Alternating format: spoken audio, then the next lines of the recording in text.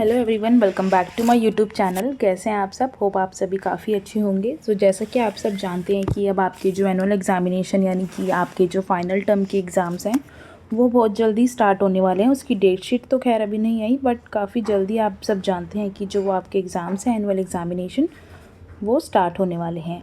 तो उसी के रिगार्डिंग ये वीडियो रहने वाली है हमारी क्लास 6 के लिए। जैसे कि आप जानते हैं कि DOE जो शिक्षा निर्देशालय है उन्होंने सभी क्लासेस के लाइक 3rd to लेकर जो 12th तक के क्लासेस हैं सभी के एनुअल एग्ज़ाम के यानी वार्षिक परीक्षा के जो सैम्पल क्वेश्चन पेपर हैं वो रिलीज़ कर दिए गए हैं।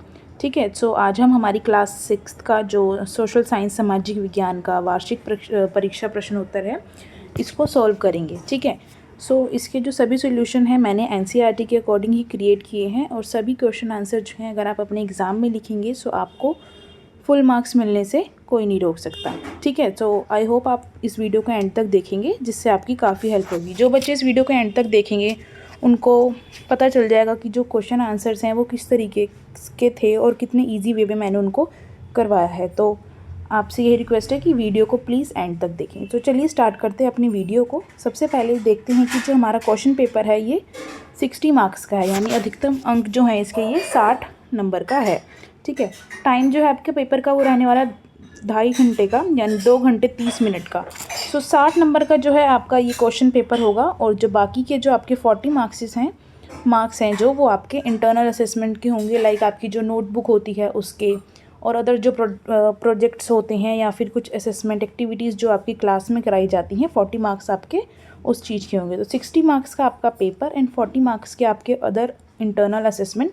टोटल आपकी जो रिज़ल्ट बनेगा वो 100 मार्क्स का बनेगा। ठीक है, नेक्स्ट देखते हैं अपना आगे क्या चीज़ दे रखी है। हम इस जो सैम्पल क्वेश्चन पेपर है इसको एकदम अच्छे तरीके से समझते हुए चलेंगे। ठीक है, सबसे पहले यहाँ पर हमारे को कुछ सामान्य निर्देश यानी कि जनरल इंस्ट्रक्शंस दे रखे हैं कि इस प्रश्न पत्र में 6 खंड है। ठीक है, क ख ये जो खंड है ये दे रखे हैं। टोटल जो क्वेश्चन पेपर है उसमें आपके 14 क्वेश्चन है। ठीक है, सभी क्वेश्चंस जो हैं वो आपको करने कंपलसरी यानी अनिवार्य हैं, बट कुछ क्वेश्चंस जो आपके हैं उसमें आपको चॉइस दी गई है। लाइक 7th क्वेश्चन है जैसे कि उसमें A B पार्ट दे रखे हैं, उसमें से आपको कोई एक करना होगा। ठीक है, इस तरीके से जो आपका खंड क है उसमें 1 नंबर वाले MCQ क्वेश्चन हैं। जो खंड ख है आपका उसमें 2 नंबर वाले आपके क्वेश्चंस रहने वाले हैं। जो आपका 3rd सेक्शन है उसमें 3 मार्कर के क्वेश्चंस रहने वाले हैं। जो नेक्स्ट खंड है आपका घ उसमें 5 मार्क्स के, और फिर जो केस स्टडी वाले क्वेश्चन हैं आपके वो 4 मार्क्स के हैं, और जो लास्ट आपका एक मैप बेस्ड क्वेश्चन है वो आपका 5 मार्क्स का रहने वाला है। ठीक है, अब यहाँ से हम शुरू करते हैं अपना खंड ख बहुविकल्पीय प्रश्न यानी कि MCQ बेस्ड क्वेश्चन। ये क्वेश्चन 1 मार्क्स का रहने वाला है। ठीक है, फर्स्ट क्वेश्चन है हमारा, गैर आर्थिक गतिविधि से क्या प्राप्त नहीं होता। तो सबसे पहले ये ज़रूरी है कि आप जब भी क्वेश्चन पेपर अपना करें तो क्वेश्चंस को ध्यान से पढ़ें, क्योंकि स्टूडेंट्स जो हैं वो क्वेश्चन को ध्यान से नहीं पढ़ते। और इसमें जैसे कि पूछा है क्या प्राप्त नहीं होता, बच्चे सोचेंगे क्या प्राप्त होता है, वो उसके अकॉर्डिंग आंसर करके आएंगे जो आपका गलत हो जाएगा। तो सबसे पहले आप अपना क्वेश्चन जो है 1 लाइनर दे रखा है उसको काफ़ी ध्यान से पढ़ें। जैसे इसमें लिखा है गैर आर्थिक गतिविधि से क्या प्राप्त नहीं होता, यानी देखिए गैर आर्थिक गतिविधियाँ वो होती हैं हमारी जिनसे हमारे को धन प्राप्त नहीं होता, और जो हमारी आर्थिक गतिविधियाँ होती हैं उनका उद्देश्य ही धन अर्जित करना होता है। इसमें सबसे पहला ऑप्शन आपको दे रखा है कृतज्ञता, स्नेह, सेवा या संपत्ति। ये जो स्टार्टिंग की 3 चीज़ें इसमें दे रखी हैं, सेवा, स्नेह और कृतज्ञता, ये सब चीज़ें जो है हमें गैर आर्थिक गतिविधि से प्राप्त होती हैं। संपत्ति हमें गैर आर्थिक गतिविधि से प्राप्त नहीं होती। तो हमारा इसका ऑप्शन जो D है वो करेक्ट होगा। ठीक है, ऑप्शन D। नेक्स्ट देखते हैं, नेक्स्ट है हमारा, मोनिका बैंक में कार्यरत है, बताइए वह अर्थव्यवस्था के किस क्षेत्र में कार्यरत है। यानी एक मोनिका नाम की लड़की है वो बैंक में काम करती है, तो हमारे को बताना है कि अर्थव्यवस्था के कौन से क्षेत्र में वो कार्य करती है, प्राथमिक में, द्वितीय में, तृतीयक में या फिर कृषि क्षेत्र में। इसका आंसर हमारा होगा तृतीयक क्षेत्र, क्योंकि जो तृतीयक क्षेत्र है वो हमारा सेवा क्षेत्र होता है। वो बैंक में कार्य करती है, यानी बैंक में एक अपनी सेवा देती है, सेवा प्रदान करती है। ठीक है, थर्ड हमारा पार्ट है, निम्नलिखित में से किसका संबंध शिव गंगा आंदोलन से है। यहाँ पे आपको कुछ नेम दे रखे हैं, महेश शर्मा, प्रवीण सिंह, अनूप यादव या सीमा चौरसिया। इसमें से किनका संबंध जो है शिव गंगा आंदोलन से है। तो महेश शर्मा का संबंध शिव गंगा आंदोलन से है, इसका हमारा आंसर होगा A। ठीक है, 4th पार्ट है हमारा, हलमा प्रथा का उद्देश्य क्या था, यानी जो हलमा प्रथा थी आपने पढ़ी होगी अपने चैप्टर्स में, उसका उद्देश्य क्या था। उसका उद्देश्य था हमारा बांधों को बनाना। इसका होगा हमारा ऑप्शन सी करेक्ट। ठीक है, फिफ्थ पार्ट है हमारा डॉक्टर APJ अब्दुल कलाम का जन्म भारत के किस राज्य में हुआ था, यानी जो हमारे डॉक्टर APJ अब्दुल कलाम थे सो उनका जन्म कौन से राज्य में हुआ था, तमिलनाडु में, मध्य प्रदेश में, कर्नाटक में या फिर केरला में। सो उनका जन्म जो था वो तमिलनाडु में हुआ था, तो इसका ऑप्शन ए हमारा ठीक रहेगा। ठीक है, सिक्स्थ पार्ट है हमारा उचित विकल्प की सहायता से रिक्त स्थान की पूर्ति कीजिए। नीचे आपको एक फिलअप्स दे रखा है, उसको आपको फिल करना है। लगभग 2300 वर्ष पूर्व शासन पर अर्थशास्त्र नामक ग्रंथ की रचना डैश ने की थी, यानी कि लगभग 2300 वर्ष पहले एक अर्थशास्त्र नामक ग्रंथ की रचना जो थी वो किसने की थी। तो हमारा ऑप्शन ए ठीक होगा, चाणक्य द्वारा एक अर्थशास्त्र नामक ग्रंथ की रचना की गई थी। सेवेंथ पार्ट है हमारा गलत मिलान की पहचान कीजिए। अगेन यहाँ पर फिर से लिखा है गलत मिलान, यानी इसमें से कौन सा जो ऑप्शन है वो इनकरेक्ट है, आपको वो बताना है। सो पहला दे रखा है हमारे को केंद्र सरकार रक्षा, ये बिल्कुल ठीक है। नेक्स्ट है केंद्र सरकार विदेशी मामले देखती है, ये भी बिल्कुल ठीक है। और केंद्र सरकार सिंचाई, ये भी संचार, ये भी बिल्कुल ठीक है। लेकिन जो हमारा डी ऑप्शन है केंद्र सरकार सिंचाई, ये हमारा गलत ऑप्शन होगा। सो इसका हमारा आंसर होगा option number D. Next question है हमारा वर्तमान महावीर की जन्मस्थली वर्तमान भारत में किस राज्य में है, यानी जो वर्तमान महावीर थे हमारे, उनकी जो जन्मस्थली थी वो वर्तमान में भारत के कौन से राज्य में है। सो इसका ऑप्शन होगा हमारा ऑप्शन सी, बिहार। ठीक है, नेक्स्ट क्वेश्चन है निम्नलिखित में से कौन सा पर्व फसल की कटाई से संबंधित है, यानी यहाँ पे आपको नीचे 4 त्योहारों के नाम दे रखे हैं, आपको बताना है कि इसमें से जो त्यौहार है वो फसल की कटाई से संबंधित है, कौन सा त्यौहार है वो। दीपावली बिल्कुल भी नहीं, दीपावली तो हमारा जो है वो जैसे कि देखा जाए दियो लाइटों इन सब चीज़ों का त्यौहार होता है। और होली हमारा रंगों का त्यौहार है। मकर संक्रांति, यस ये इसका ऑप्शन सी करेक्ट होगा। मकर संक्रांति जो है वो हमारा फसल की कटाई से संबंधित एक त्यौहार है। दशहरा भी नहीं होगा। ठीक है, so option D is our correct option. Next है हमारा फारसियों ने भारत के लिए सर्वप्रथम किस संबोधन का प्रयोग किया, यानी जो फारसी लोग थे उन्होंने सबसे पहले भारत के लिए, जो भारत के लोग थे उनको सर्वप्रथम किस नाम से उनका संबोधन किया था। तो इसमें आपको ऑप्शन दे रखा है हिंदू, सिंधु, यिंदू या फिर इंडिके या इंडोई। सो इसमें हमारा ऑप्शन ए करेक्ट होगा, हिंदू। जो फारसी लोग थे वो भारत को सर्वप्रथम उन्होंने हिंदू नामक शब्द से संबोधन किया था। ठीक है, नेक्स्ट है निम्नलिखित में से कौन सा इतिहास का साहित्यिक स्तोत्र है, यानी जो हमारा इतिहास है, हमारी हिस्ट्री है, उसका साहित्यिक स्तोत्र जो है वो कौन सा है। सो सिक्के, मूर्तिकला, कविता या आभूषण। तो हमारा ऑप्शन सी करेक्ट होगा, कविता। ठीक है, नेक्स्ट क्वेश्चन है निम्नलिखित में से किस वेद में सबसे पहले सरस्वती नदी के विषय में जानकारी मिली थी। यहाँ पे आपको नीचे 4 वेद दे रखे हैं, ऋग्वेद, समवेद, यजुर्वेद और अर्थवेद। तो इसमें से जो सरस्वती नदी के विषय में जो जानकारी है वो हमारे को कौन से वेद से मिली है। सो ऑप्शन ए करेक्ट है, ऋग्वेद से। ठीक है, नेक्स्ट है निम्नलिखित में से किस भारतीय महिला ने सबसे पहले माउंट एवरेस्ट पर फतेह हासिल की। यहाँ पे आपको नीचे कुछ नाम दे रखे हैं, इसमें से आपको बताना है वो कौन सी भारतीय महिला हैं जिन्होंने सबसे पहले माउंट एवरेस्ट पर फतेह हासिल की थी। तो इसका हमारा करेक्ट ऑप्शन होगा ए, बिछेंद्री पाल द्वारा माउंट एवरेस्ट पर सबसे पहले फतेह हासिल की गई थी। ठीक है, नेक्स्ट क्वेश्चन है हमारा नीचे 2 कथन ए और कथन 2 के रूप में दिए गए हैं, दोनों कथनों को पढ़िए और सही विकल्पों का चयन कीजिए। तो सबसे पहला हमारा कथन दे रखा है मानचित्र मुख्य 3 प्रकार के होते हैं, बिल्कुल ठीक है। सेकंड दे रखा है ग्लोब मानचित्र का एक प्रकार है, ये वाला हमारा कथन जो है गलत होगा, ग्लोब एक मानचित्र का प्रकार नहीं है। ठीक है, सो इसका हमारा करेक्ट ऑप्शन होगा सी, कि कथन ए सही है और कथन 2 गलत है। तो सी ऑप्शन हमारा करेक्ट होगा। नेक्स्ट है इसका लास्ट पार्ट है फर्स्ट क्वेश्चन का हमारा, कि सही मिलान की पहचान कीजिए। ठीक है, यहाँ पर आपको ये कुछ मिलान दे रखे हैं, तो आपको बताना है इसमें से सही मिलान कौन सा है। सो इसमें जो सारी डिटेल्स हैं वो विश्व के सबसे छोटे महासागर के बारे में दी गई हैं। सो इसका हमारा ऑप्शन होगा सी करेक्ट, विश्व का सबसे छोटा महासागर अटलांटिक महासागर है। ठीक है, सो हमारा सी ऑप्शन था। तो इसी के साथ जो हमारा फर्स्ट क्वेश्चन है उसके ये हमारे को 15 पार्ट दे रखे थे। 15 पार्ट के आंसर मैंने आपको अच्छे से एक्सप्लेन कर दिए। अब मैं आपको इसके जो मैंने आंसर्स लिखे हैं एक बार वो दिखा देती हूँ, ताकि अगर आपको नोट करना है तो आप इजीली कर सकें। ठीक है, एक सेकेंड।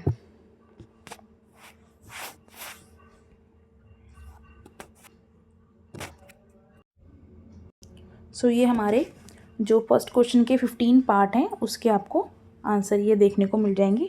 ठीक है, यहाँ पे मैंने सारे एक साथ लिख दिए हैं, जैसे फर्स्ट का डी, सेकंड का डी, थर्ड का ए, फोर्थ का सी, फिफ्थ का ए पार्ट, सिक्स्थ का भी ए पार्ट, सेवन्थ का डी, एट्थ का सी, नाइन्थ का सी, टेंथ का ए, 11th का सी, 12th का ए, 13th का ए, और 14 का सी और 15 का भी सी। आप इसका स्क्रीनशॉट लेके रख सकते हैं ताकि जब आपको नोट करना हो आप यहाँ से इजीली कर सकें।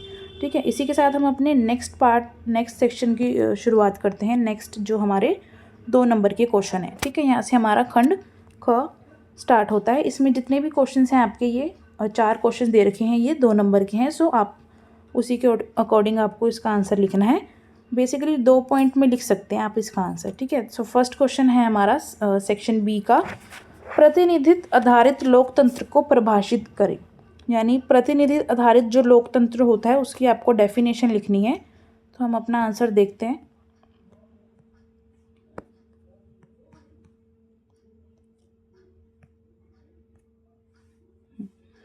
सो ये रहा हमारा आंसर। प्रतिनिधित्व आधारित लोकतंत्र वह व्यवस्था है जिसमें जनता अपने प्रतिनिधियों का चुनाव करती है और वही प्रतिनिधि सरकार चलाते हैं। यानी प्रतिनिधित्व आधारित लोकतंत्र वह है जिसमें जो जनता है देश की, वो अपने प्रतिनिधित्व यानी अपने नेता का चुनाव करती है और वही नेता जो है सरकार चलाता है। तो ये है हमारा प्रतिनिधि आधारित लोकतंत्र, यानी बेसिकली जो वोटिंग के थ्रू हम अपने नेता को सिलेक्ट करते हैं। सो ये वही प्रक्रिया है। ठीक है, इसमें आपको डेफिनेशन लिखनी है। 2 नंबर में आप ये डेफिनेशन लिख सकते हैं। नेक्स्ट क्वेश्चन है हमारा, नेक्स्ट क्वेश्चन में आपका जो थर्ड क्वेश्चन है, इसमें आपके 2 पार्ट दे रखे हैं, पार्ट ए और बी। इसमें से आपको कोई एक ही करना है जो आपको अच्छे से आता हो। सो हमारा ए पार्ट है, समुदाय के महत्व का विश्लेषण कीजिए। यानी जो कम्युनिटी होती है उसका क्या महत्व है, उसका विश्लेषण यानी उसके बारे में आपको बताना है। और बी पार्ट सेम ही है बट टर्म अलग हो गई कि परिवार के महत्व का विश्लेषण करें। सो इन दोनों का आंसर देखते हैं हम। ए पार्ट का आंसर, सो आप कोई भी आंसर लिखिए उसमें सबसे पहले आप ऊपर एक लाइन लिख सकते हैं कि समुदाय का महत्व निम्नलिखित है, जिससे आपकी आंसर राइटिंग जो है वो काफ़ी अच्छी लगेगी और आपका आंसर भी लॉन्ग दिखेगा। ठीक है, सो समुदाय का महत्व यहाँ पर देखते हैं क्या है। समुदाय लोगों को एक दूसरे की सहायता करना सिखाता है और मिलजुल कर रहने की भावना विकसित करता है। बेसिकली जो समुदाय यानी कम्युनिटी होती है वो लोगों को आपस में एक दूसरे के साथ मिलजुल कर रहने के लिए कैसे रहना है ये सिखाता है और एक दूसरे की सहायता करना सिखाता है। तो हमारे जीवन में समुदाय का ये महत्व है। नेक्स्ट जो बी पार्ट था उसका आंसर परिवार का महत्व बताना है। परिवार व्यक्ति को सुरक्षा, संस्कार, सहयोग प्रदान करता है तथा सामाजिक जीवन की नींव रखता है। बेसिकली परिवार का महत्व बताना है। सो जो परिवार होता है वो सुरक्षा, संस्कार और सहयोग प्रदान करता है तथा सामाजिक जीवन की नींव रखता है। तो ये हमारा समुदाय का महत्व और परिवार का। ठीक है, 2 नंबर में आप इतना लिख सकते हैं, सफिशिएंट है, आपको नंबर मिलेंगे। ठीक है, नेक्स्ट हमारा क्वेश्चन है क्वेश्चन नंबर 4। अगेन इसमें भी 2 पार्ट दे रखे हैं, आपको पेपर में कोई एक ही करना है। ठीक है, ए पार्ट है हमारा वेदों के महत्व का उल्लेख कीजिए। यानी जो वेद हैं उनका क्या महत्व है वो बताना है आपको। और सेकेंड पार्ट है हमारा बी, वैदिक संस्कृति के महत्व का उल्लेख कीजिए। देखते हैं इसका आंसर।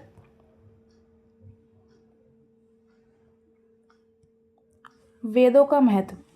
वेद प्राचीन भारतीय ज्ञान, धर्म और संस्कृति के प्रमुख स्रोत हैं। यानी जो हमारे वेद हैं वो भारतीय ज्ञान, धर्म और संस्कृति हैं उन सभी के एक महत्वपूर्ण स्रोत हैं जो माने जाते हैं। ठीक है, नेक्स्ट है हमारा वैदिक संस्कृति का महत्व बताना है।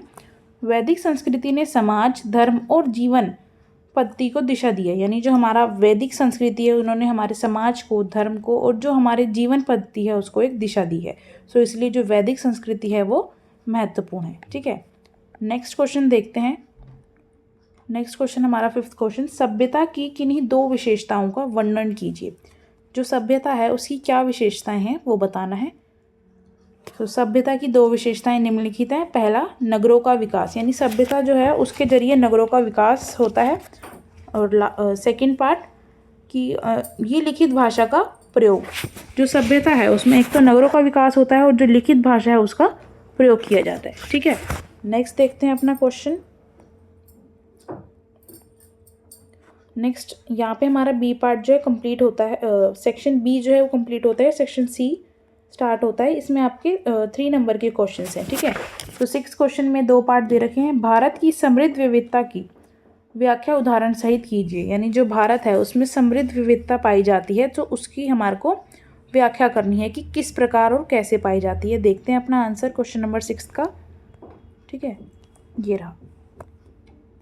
सो ये आपका 3 मार्कर का क्वेश्चन है। सो आप इसमें 3 पॉइंट लिखें कम से कम, तभी आपको 3 नंबर मिल पाएंगे। ठीक है, सो फर्स्ट है, भारत में अनेक भाषाएं, धर्म, जाति और संस्कृति पाई जाती है। ठीक है, जैसे कि हम सब जानते हैं कि भारत जो है एक विशाल विविधता वाला देश है, तो यहाँ पर अनेक प्रकार की भाषाएं पाई जाती हैं, धर्म पाए जाते हैं, जातियाँ और संस्कृति पाई जाती है। सेकंड, अलग अलग क्षेत्रों में वेशभूषा, खान पान और त्यौहार भिन्न हैं। यानी यहाँ के जितने भी क्षेत्र हैं, अलग अलग जो क्षेत्र हैं, वहाँ की वेशभूषा और जो खान पान है, जो त्यौहार है, वो सभी भिन्न है। ठीक है, थर्ड पार्ट है हमारा, इतनी विविधता के बावजूद भी भारत में एकता बनी हुई है। यानी कि भारत में इतनी विविधता होने के बावजूद भी जो भारत के लोग हैं वो आपस में एकता बनाकर रहते हैं। ठीक है, सो ये भारत की विविधता के बारे में हमारे को बताना था। सो ये 3 पॉइंट है। ठीक है, नेक्स्ट हमारा 6 क्वेश्चन का बी पार्ट देखते हैं। भारत की वस्त्र परंपरा विविधता को किस प्रकार समृद्ध करती है, उदाहरण सहित व्याख्या कीजिए। यानी जो हमारा भारत है, जैसे भारत एक विशाल विविधता वाला देश है, तो भारत की जो वस्त्र परंपरा की विविधता है वो किस प्रकार समृद्ध है वो बताना है हमारे को। इसमें देखते हैं अपना आंसर। सो भारत के विभिन्न क्षेत्रों में जलवायु के अनुसार वस्त्र पहने जाते हैं। यानी जो भारत के जितने भी क्षेत्र हैं वहाँ पर जलवायु के अनुसार यानी मौसम के अनुसार जो है वस्त्र वो पहने जाते हैं। ठीक है, जैसे कहीं पे सर्दी है तो वहाँ पर मोटे कपड़े पहने जाते हैं, कहीं पे ज़्यादा गर्मी होती है तो वहाँ पे कॉटन के कपड़े पहने जाते हैं। इस तरीके से जो विभिन्न क्षेत्रों की जलवायु होती है उसके अनुसार जो है वहाँ के लोग वस्त्र पहनते हैं। ठीक है, प्रत्येक राज्य की अपनी विशिष्ट पोशाक होती है। जो प्रत्येक राज्य हैं भारत के, जैसे पंजाब हैं, हरियाणा है, उत्तर प्रदेश है, वहाँ पर जितनी भी जैसे स्टेट्स हैं उनकी विशिष्ट एक पोशाक होती है, सो वो पहनी जाती है। ठीक है, वस्त्र परंपरा से भारत की संस्कृति विविधता दिखाई जाती है। जो स्टेट के लोग हैं वो अलग अलग प्रकार के वस्त्र पहनते हैं अपने स्टेट के अकॉर्डिंग, तो उससे उनकी सांस्कृतिक विविधता जो है वो देखने को मिलती है। तो इस प्रकार से जो है भारत की वस्त्र जो परंपरा है वो हमारे को देखने को मिलती है। ठीक है, नेक्स्ट 7th क्वेश्चन पे भी 2 पार्ट हैं। पहला, प्रारंभिक मानव की जीवन शैली की व्याख्या कीजिए। यानी प्रारंभिक मानव जो थे, जो पहले के मानव थे, वो किस प्रकार रहते थे, उनकी जीवन शैली के बारे में हमारे को बताना है। इसका आंसर देखते हैं। इसका भी आप 3 पॉइंट्स में आंसर लिख सकते हैं। ठीक है, प्रारंभिक मानव शिकारी संग्रह करता था।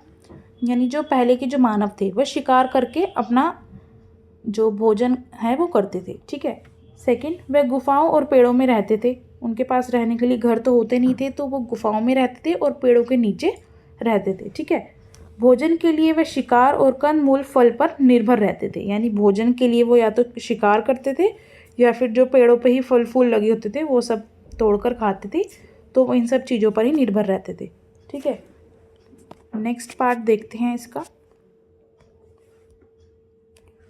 इतिहास के अध्ययन के लिए आवश्यक किन्हीं 3 कलनात्मक स्रोतों की व्याख्या कीजिए। यानी इतिहास का अध्ययन जो है वो किस तरीके से किया जाता है, तो आपको उसकी कोई 3 विशेषताएं या 3 स्रोत जो है वो बताने हैं।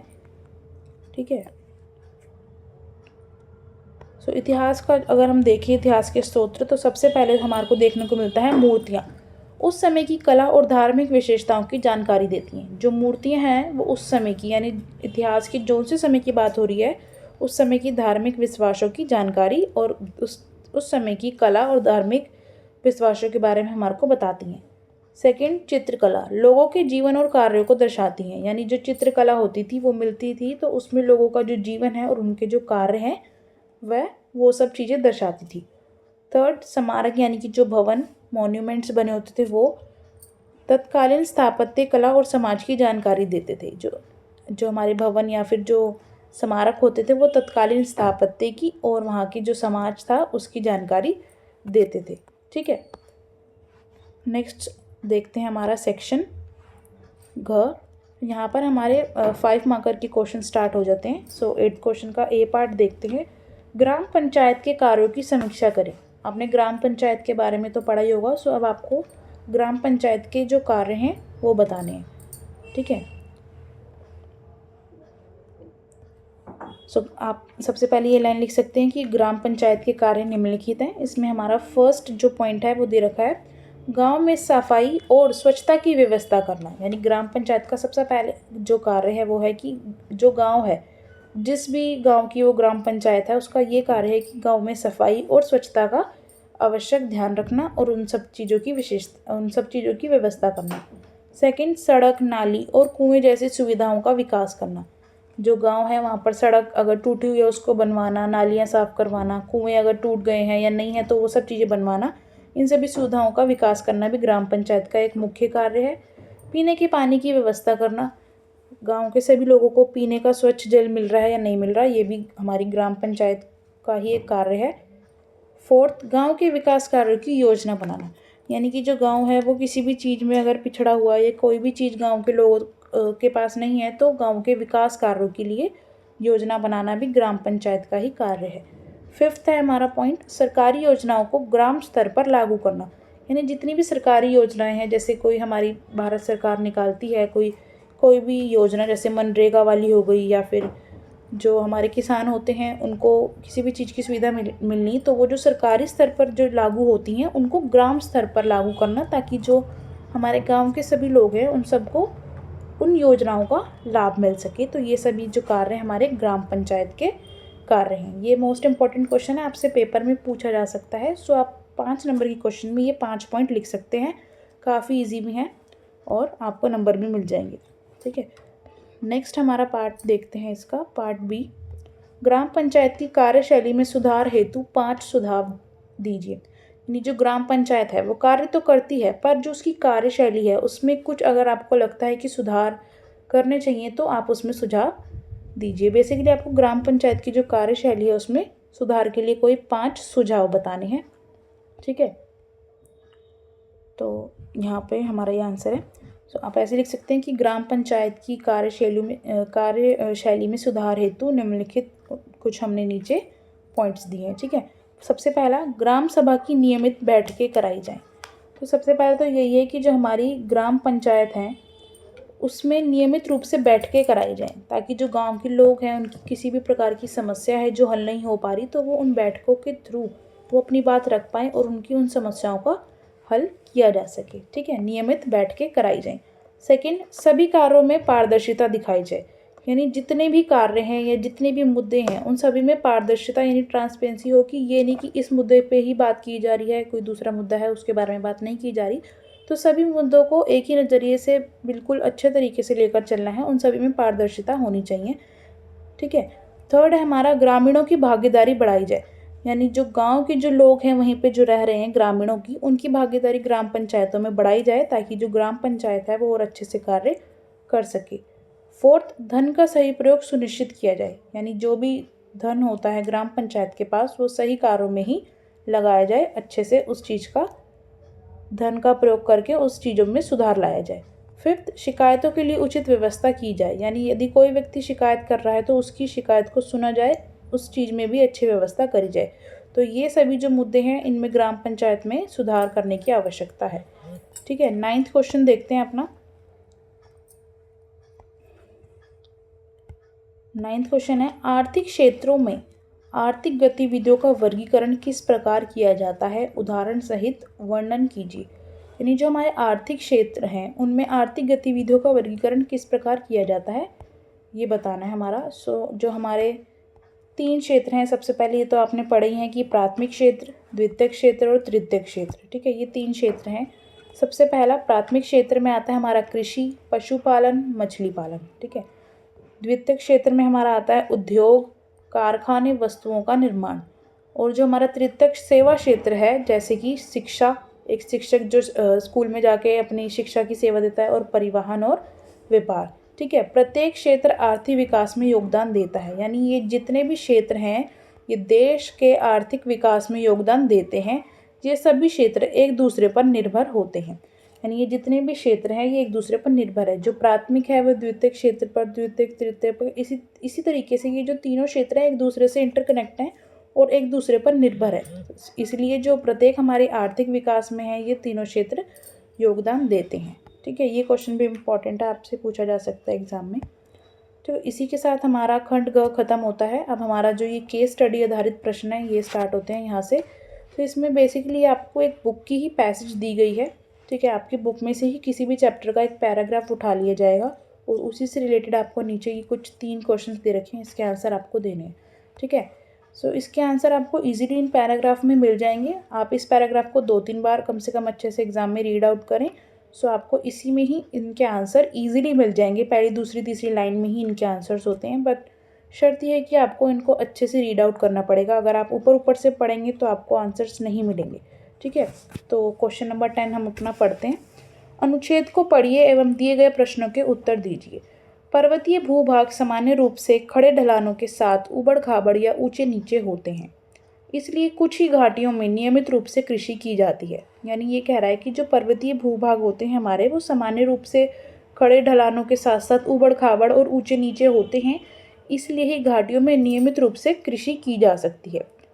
ढलानों पर वेदिका कृषि अर्थात ढलान की भूमि को काट कर सीढ़ी नुमा स्थान पर कृषि करना एक प्रचलित प्रथा है।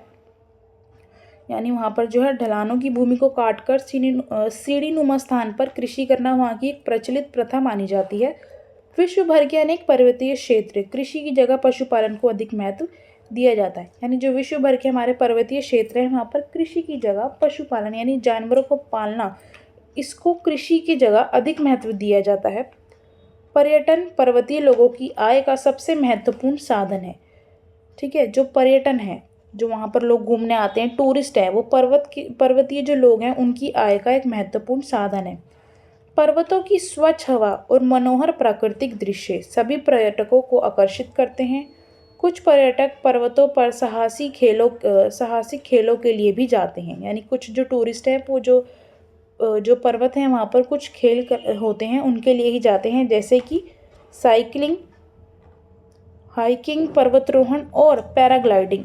अनेक शताब्दियों से लोग पवित्र स्थलों की तीर्थ यात्रा पर जाने के लिए पर्वतों की यात्रा करते रहते हैं, परंतु बहुत सारे पर्यटकों के एक साथ आने से पर्वतों के पर्यावरण पर दबाव पड़ता है। प्राय इनमें सही संतुलन बनाए रखना काफ़ी कठिन हो जाता है। तो ये कह रहा है कि ये सभी जो चीज़ें हैं जैसे साइकिलिंग, पैराग्लाइडिंग वगैरह है, अनेक शताब्दियों से लोग पर्वतों पर तीर्थ यात्रा करने के लिए जा रहे हैं। तो इससे काफ़ी पर्यटक जो है पर्वतों पर आने लग गए, जिससे जो पर्वत है उस पर पर्यावरण को काफ़ी ज़्यादा नुकसान हुआ है और इसमें सही संतुलन बनाना काफ़ी कठिन है, ठीक है। सो इसके अब हम अपने क्वेश्चंस देखते हैं। पहला क्वेश्चन दे रखा है, पर्वतीय भूभाग की किसी एक विशेषता का उल्लेख कीजिए। जो हमारा पर्वतीय भूभाग है उसकी कोई एक विशेषता आपको बतानी है। सो ये आपका देखिए पहली लाइन में ही आंसर है कि पर्वतीय भूभाग सामान्य खड़े ढलानों के साथ उबड़ खाबड़ व ऊंचे नीचे होते हैं, ठीक है। सेकंड है, पर्वतीय लोगों की आय का महत्वपूर्ण साधन क्या है। सो अभी हमने यहाँ पर पढ़ा कि पर्वतीय लोगों के लिए आय का महत्वपूर्ण साधन पर्यटन है, ठीक है। नेक्स्ट, पर्वतीय पर्यावरण के संतुलन को बनाए रखने के लिए आवश्यक उपाय। यानी जो पर्वत पर जो पर्यावरण है उसका संतुलन बनाए रखने के लिए आपको कुछ उपाय बताने हैं, जैसे कि वहाँ पर अधिक से अधिक वृक्ष लगाए जाएं, वृक्षों को ना काटा जाए, ठीक है। और जो वहाँ पर जो पर्यटक आते हैं उनको सभी चीज़ों के बारे में जागरूक किया जाए कि वो हमारे पर्यावरण को आकर यहाँ पर नुकसान ना पहुँचाएं। तो एक बार इसका आंसर देख लेते हैं जो हमने लिखा है, ठीक है। ये रहा आंसर। सबसे पहला वही कि पर्वतीय भूभाग ऊंचे नीचे और ढलानदार क्षेत्र होते हैं। नेक्स्ट, पर्वतीय लोगों की आय का महत्वपूर्ण साधन पर्यटन होता है। वनों की कटाई को रोकना, अधिक वृक्षारोपण करना और पर्यटन को नियंत्रित करना और पर्यावरण संरक्षण पर ध्यान देना, ये सभी जो हमारे कुछ उपाय हैं जिससे हम अपना पर्यावरण बचा सकते हैं, ठीक है। नेक्स्ट हमारा 11वां क्वेश्चन देखते हैं। अनुच्छेद को पढ़िए एवं दिए गए प्रश्नों के उत्तर दीजिए। वेद शब्द संस्कृति भाषा के वेद से आया है जिसका अर्थ है ज्ञान। उदाहरण के लिए विद्या। पिछले अध्यायों में ऋग्वेद का उल्लेख किया गया है। वास्तव में 4 वेद हैं, ऋग्वेद, यजुर्वेद, सामवेद और अर्थवेद। ये भारत के सबसे प्राचीन ग्रंथ हैं। वस्तुतः विश्व के सबसे प्राचीन ग्रंथों में से एक है। वेदों में हजारों रचनाएं कविता और गीताओं के रूप में प्रार्थनाएं हैं। ये लिखित रूप में नहीं है, अपितु इनका मौखिक पाठ किया गया है। ये रचनाएं सप्त सिंधु क्षेत्र में रची गई। यह कहना काफ़ी कठिन है कि इन चारों ग्रंथों में से प्राचीनतम ग्रंथ ऋग्वेद की रचना कब हुई। विशेषज्ञों ने इनकी रचना 5वीं से दूसरी सहस्राब्दी के बीच किए जाने का प्रस्ताव किया है। इस प्रकार ये ग्रंथ 100 से 200 पीढ़ियों तक गहन प्रशिक्षण के माध्यम से समृद्ध किए गए हैं एवं मौखिक रूप से बिना किसी विशेष परिवर्तन के आज तक संप्रेषित किए गए हैं। ठीक है, तो बेसिकली इसमें आपको वेदों के बारे में बताया गया कि जो भारत के 4 वेद है, ऋग्वेद, युगवेद, समवेद और अर्थवेद। सो ये भारत के 4 प्राचीन ग्रंथ हैं, लेकिन इनके बारे में अभी एग्जैक्ट ये नहीं बताया जा सकता कि ये कब रचित किए गए। ठीक है, सो इसका फर्स्ट क्वेश्चन देखते हैं, वेदों की रचना कहाँ से की गई।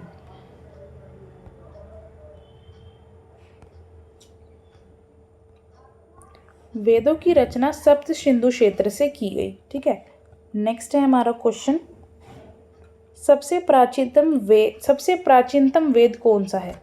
तो सबसे प्राचीनतम वेद जो है हमारा वह है ऋग्वेद। ठीक है, ऋग्वेद सबसे प्राचीनतम वेद है। नेक्स्ट है क्वेश्चन, वेदों के नाम लिखिए और बताइए कि इन्हें प्राचीन काल में किस माध्यम से संप्रेषित किया जाता था। यानी आपको वेद जो बताए हैं उनके नाम लिखने और बताना है कि प्राचीन काल में इनको किस प्रकार संप्रेषित किया जाता था। वेदों को सबसे पहले 4 वेद बताने आपकी पैसेज में लिखे हुए, ऋग्वेद, युगवेद, समवेद और अर्थवेद। ठीक है, वेदों को मौखिक परंपरा श्रुति के माध्यम से संरक्षित किया जाता था।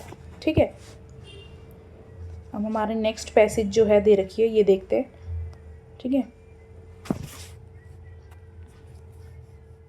पंचायत शासन को लोगों के समीप लाती है और निर्णय लेने की प्रक्रिया में ग्रामीणों की सक्रिय भागीदारी संभव बनाती है। यानी जो हमारी पंचायत है वह पंचायत जो शासन है वो लोगों को एक दूसरे के समीप लाती है और निर्णय लेने की प्रक्रिया में ग्रामीणों की सक्रिय भागीदारी को संभव बनाती है।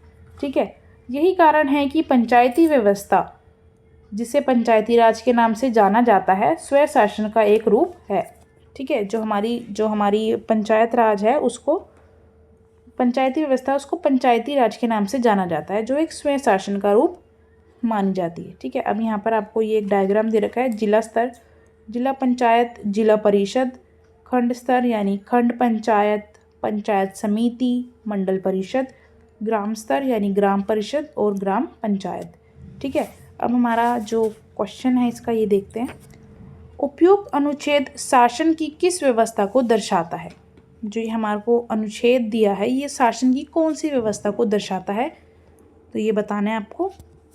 सो ये कौन सी व्यवस्था को दर्शाता है, पंचायती राज व्यवस्था को। ठीक है, नेक्स्ट क्वेश्चन है, ग्राम पंचायत के अध्यक्ष को क्या कहा जाता है। सो जो हमारे ग्राम पंचायत के अध्यक्ष होते हैं उनको सरपंच कहा जाता है। ठीक है, नेक्स्ट हमारा इसका क्वेश्चन है, ग्राम स्तर पर इस व्यवस्था के किन्हीं 2 कार्यों का उल्लेख कीजिए। यानी जो ग्राम स्तर यानी जो हमारी ग्राम पंचायत है उसके किन्हीं 2 कार्यों का आपको उल्लेख करना है। ये भी आपने 5 नंबर वाले क्वेश्चन में भी किया होगा, सो आप वो पॉइंट्स भी लिख सकते हैं। गांव में विकास कार्यों की योजना बनाना, सफाई, जल आपूर्ति और सड़क जैसी सुविधाओं की व्यवस्था करना। ठीक है, सो ये हमारी ग्राम पंचायत के कुछ कार्य हैं। इसी के साथ हमारा 12th क्वेश्चन खत्म होता है। 13th क्वेश्चन देखते हैं अपना, अनुच्छेद को पढ़िए और पूछे गए प्रश्नों के उत्तर दीजिए। ऐसी आर्थिक गतिविधियां जिनमें लोग प्राथमिक क्षेत्र पर आधारित वस्तुओं को रूपांतरित करके अन्य वस्तुओं का उत्पादन करते हैं। यानी ऐसी आर्थिक गतिविधियां हैं जिसमें लोग प्राथमिक क्षेत्र पर आधारित जो वस्तुएं होती हैं उनका प्रयोग कर दूसरी वस्तुओं का उत्पादन करते हैं, उन्हें द्वितीयक गतिविधियां या द्वितीयक क्षेत्र की आर्थिक गतिविधियां कहते हैं। ठीक है, द्वितीयक क्षेत्र में भवनों, सड़कों आदि का निर्माण तथा पानी, बिजली, गैस जैसी आवश्यक वस्तुओं को प्रदान करना सम्मिलित है।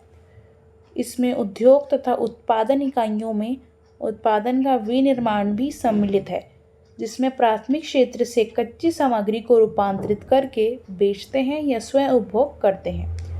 ठीक है, सो इसमें आपको यही बताया गया कि जो प्राथमिक क्षेत्र है और जो और जो हमारा प्राथमिक और द्वितीयक क्षेत्र है उसमें से किस प्रकार प्राथमिक क्षेत्र में से कच्चा माल लेकर द्वितीयक क्षेत्र में उसका प्रयोग किया जाता है, फिर उसको बेचा जाता है या फिर उस चीज़ का स्वयं उपभोग किया जाता है। तो सबसे पहला क्वेश्चन इसमें हमारा दे रखा है, आर्थिक गतिविधियाँ किसे कहते हैं। ठीक है, तो दो प्रकार की गतिविधियाँ होती हैं, आपने पढ़ा ही होगा। एक तो हमारी आर्थिक गतिविधियाँ होती हैं और दूसरी हमारी गैर आर्थिक गतिविधियाँ होती हैं। सो वह गतिविधियाँ जिनसे आय प्राप्त होती है आर्थिक गतिविधियाँ कहलाती हैं। यानी आर्थिक गतिविधियाँ वो होती हैं जिसमें हमारे को धन की प्राप्ति होती है। ठीक है, नेक्स्ट क्वेश्चन है हमारा, द्वितीयक क्षेत्र की गतिविधि का एक उदाहरण दीजिए। यानी जो हमारा द्वितीयक क्षेत्र है उसमें कौन सी गतिविधि होती है, उस एक गतिविधि का आपको नाम लिखना है। और लास्ट क्वेश्चन है इसका, द्वितीयक क्षेत्रीय गतिविधियों का विनिर्माण उद्योग क्यों कहते हैं। यानी कि जो हमारी द्वितीयक क्षेत्र की गतिविधियाँ होती हैं उनको विनिर्माण उद्योग क्यों कहते हैं। ठीक है, सो हमारा एक उदाहरण तो हो गया कारखानों में वस्तु का निर्माण, ये हमारी द्वितीयक क्षेत्र की जो गतिविधि है उसका एक उदाहरण हो गया। और ठीक है, थर्ड क्वेश्चन था इसका हमारा कि जो हमारे द्वितीयक क्षेत्र की गतिविधि हैं उन्हें विनिर्माण उद्योग क्यों कहते हैं।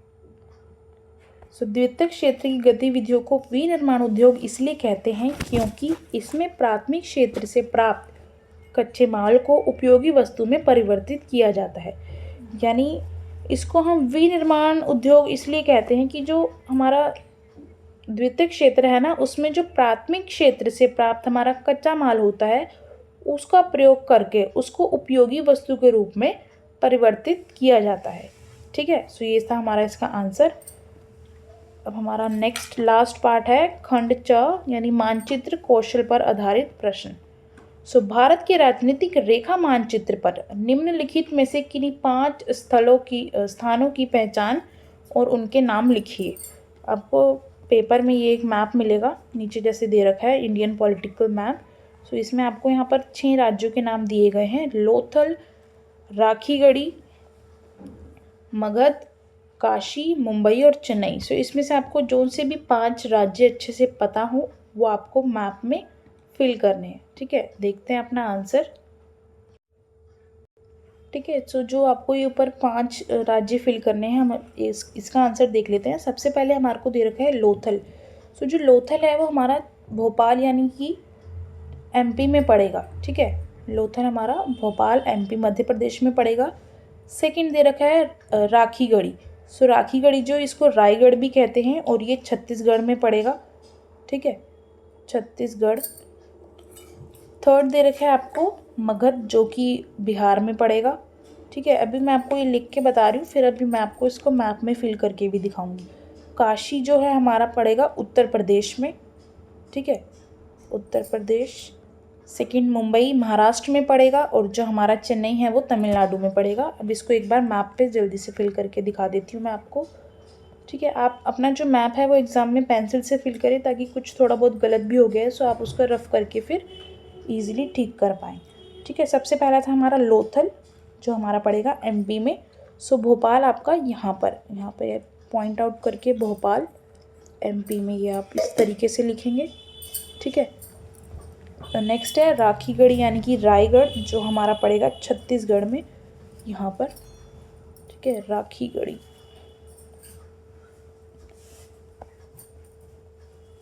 नेक्स्ट मगध जो है हमारा पड़ेगा बिहार में यहाँ पर। ठीक है, बिहार में पड़ेगा आपका मगध। फिर आपका काशी पड़ेगा उत्तर प्रदेश में।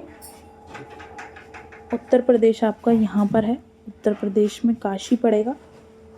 मुंबई आपका महाराष्ट्र में, महाराष्ट्र आपका यहाँ पर आएगा। ठीक है, ये वाली स्टेट है। और जो चेन्नई है वो आपका पड़ेगा तमिलनाडु में। सो तमिलनाडु आपका ये। ठीक है, अभी ये आपको समझ नहीं आएगा, काफ़ी हौच-पौच सी हो गई है इसमें। इसमें आपको नंबर्स लिख देती हूँ। सबसे पहला था हमारा लोथल। सो फर्स्ट हमारा लोथल पड़ेगा मध्य प्रदेश भोपाल, फर्स्ट ये है। ठीक है, सेकंड राखीगढ़ी छत्तीसगढ़ में, ये सेकंड। इस तरीके से मैं आपको नंबर्स में आप इजीली कर पाएंगे। बिहार थर्ड, मगध हमारा यहाँ पड़ेगा फोर्थ है उत्तर प्रदेश में हमारा काशी, उत्तर प्रदेश। फोर्थ। फिफ्थ महाराष्ट्र